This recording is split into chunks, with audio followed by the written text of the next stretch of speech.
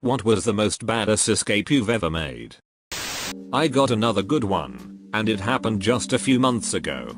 I'm an RA, resident assistant, at my university, which entails me, on the weekends, going on 5 rounds around my complex. Well, this particular duty night happened to be the last day of school for me and some great friends.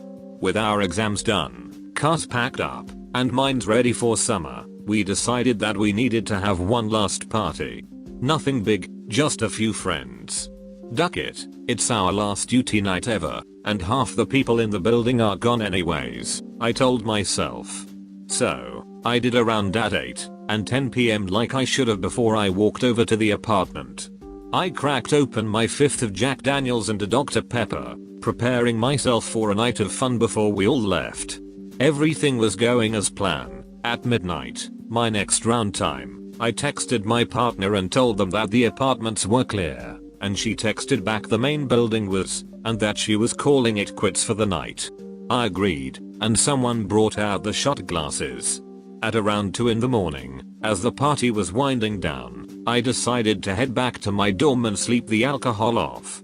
As I left the apartment and headed towards the building, my boss, the resident director, turned the corner and saw me from behind. "Excuse me, drunk man." I knew in an instant she was talking to me, but if I turned around she would instantly recognize me, my drunkenness, and I would lose my job and get a minor in possession from the police. My decision? Fly, you fool. I took off running to the backside of the building, as I hear her footsteps quickening pace trying to catch me. I sprint around the corner to the backside of the building, and decide that my favorite room would be a good place to hide out. My brain, full of that man Jack, forgot it was on the 2nd floor. With a lot of distance between me and my boss, I didn't think to keep running around the building back to the front door and into my room. No, I decided I was going to climb this bitch. I grabbed onto the windowsill at the end of the room and pulled myself, windowsill by windowsill, a whole 15 feet up to their hallway window. I then whispered as quietly as I could, "Brendan. I need you, brown man." His door slowly creaked open, and he looked at me with a look of sleep and confusion around his eyes and uttered, "Are you flying, man? Let me the duck in. I'm drunk and my boss is coming." He quickly opened the screen and pulled me in just as my boss made her way to the backside sidewalk. I laid on the ground, convinced she could see me somehow, and waited to hear her continue circling and enter the building. I stood up, hugged Brendan, and stumbled down the hall to my room. I locked my door, turned off my phone, and flopped into bed knowing that I had gotten away clean. Freedom. So as an 18-year-old college student, I rely on my handy fake ID to buy liquor for myself and my friends. The usual store is Ralph's, located conveniently close to campus. I'll admit that I always get a bit nervous buying at a new store, but I had purchased at Ralph's a few times, and so this night was unremarkable. As usual, I smiled demurely at the guard in the liquor aisle, picked up a handle of tequila, and headed towards the register where I was shunted away from the young stoner cashier, and towards a severe-looking, far older Latina lady. When asked to present my ID, I did so without hesitation, as both time and experience has proved it to be credible both to the eye and to scanning, and black lights. Being the older, distrustful clerk in a college town, she went to go scan it, taking unusually long. When she returned she informed me that she knew it was fake, and I had one chance to take it and go without question. I am not usually overwhelmingly ballsy, nor do I usually use the phrase, YOLO, but I refused to simply leave. I demanded she scan it again and asked for the manager. She looked utterly skeptical, but called over a manager, and once again they retreated to scan my ID together. This time I was informed by the manager to simply take my card and go. Now at this point, I was in too deep. The people behind me had been very understanding up until now, and I could not stand the thought of being escorted out of the most commonly used store in my college town in front of so many people. So I went for broke. I demanded to see the card being scanned. Exasperated, the manager led me over and showed me that under the black light, the California state seals were not shining. He proceeded to pull out his own and showed me how his were repeated 3 times, brightly, across the length of his ID. But here was my chance. I asked him when he had gotten his license last renewed, to which he replied, "I don't know, a shit ton of time ago, I guess." I informed him that on the newest design of IDs the seals were far fainter than they had previously been. Utter bullshit.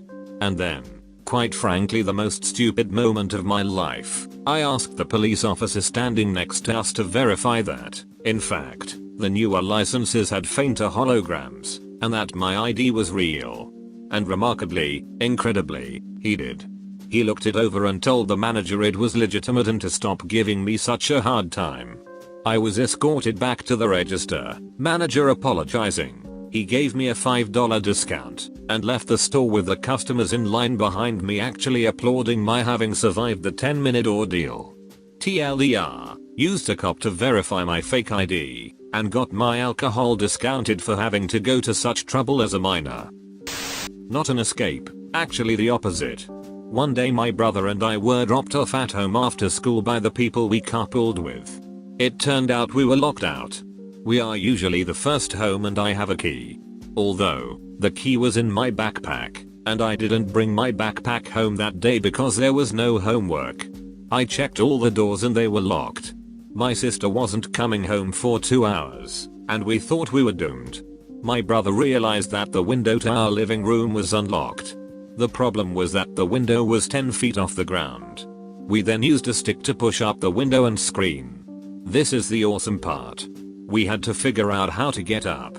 There was nothing to step on top of, but then my brother had a stroke of brilliance. The plan was that I would hold out my hands and he would run and step onto my hands as I lifted them up. This would lead to him most likely flying high enough to grab onto something through the window. We were ready to do it. He ran and I tossed him up, and he grabbed the window ledge. He pulled himself up and I jumped and pushed his legs in. Success. He unlocked the front door and we got inside. TLDR, got into our locked house using creativity and very poor gymnastics skills. Also, we now know that our house is prone to being robbed by acrobats. This was my first time at a college party, and it was with my brother. He was the ridiculously photogenic good guy Greg of his campus. He would literally walk up to a random house, vaguely know one person in there, and become the hit of the party. He chose a safe party, because the baby bro is with me, and stuck to his best friend's Eric's place. It started off innocent enough, and my brother was keeping it tame at 2 or 3 beers. He kept talking me up to his friends and passing drinks down the line to me, to see what I could handle. While I got increasingly inebriated, I noticed my brother never left the back door area. A glass full of liquor and the world spinning beneath my feet. I ask him in the least sober way, "That door won't fucking leave, you can leave it. You're stronger than it." He replies with, "When the cops come, we'll be the first ones out. Stick by me." My drunk mind called bullshit. We're invincible. We're young and strong and ready to take on the world, I told myself. Then the familiar tone of a ham fist knocking on a door that was connected to a police uniform. The front door opened, the back door slid, and my brother and I were lost to the night. So we thought. As we stepped through the gateway from the busted party to the freedom of outside, we were met with the sun. It isn't daylight out, I wondered, until I realized that it was a cop and a flashlight, blinding our faces, taking our invincibility. Then, with a shove and yell to run, my brother and I were off into the nearby cornfield. We sprinted, only a few yards parallel to each other, straight down the corn rows. We both being track stars and triathletes, we figured we had a great shot at getting away. Our chances hit near zero when we hit the ravines and creek nearby. Well, my chances remained the same because my eyes were slower than my legs, and I ended up ass first, face second down a 50-foot ravine. He followed suit. We made it down the ravine, across the creek, and started up the other side before we heard the familiar cussing of a cop that had one too many donuts. We hid behind a log and held our breath. I saw the light dart across the ravine, right in front of us, at least 10 times. I gave a duck or two before the alcohol kicked back in, and I realized I was more thought than I drunk. The officer disappeared to harass some more students. My brother looked at me in disbelief, I looked at him in drunkenness, and we hugged each other before we finished climbing the ravine to a nearby apartment. We walked into that apartment party, and my brother wove the tale of our escape as I sat in the corner, covered in mud and damp from the creek, trying to focus my two spinning worlds. While sitting there I heard a familiar voice, "Barracuda?" The girl I had been chasing for 4 years was standing in front of me. A slim to none chance that I would stumble across her, and here she was. We would later date, but she broke up with me and no one can still figure out why. You're Angelia.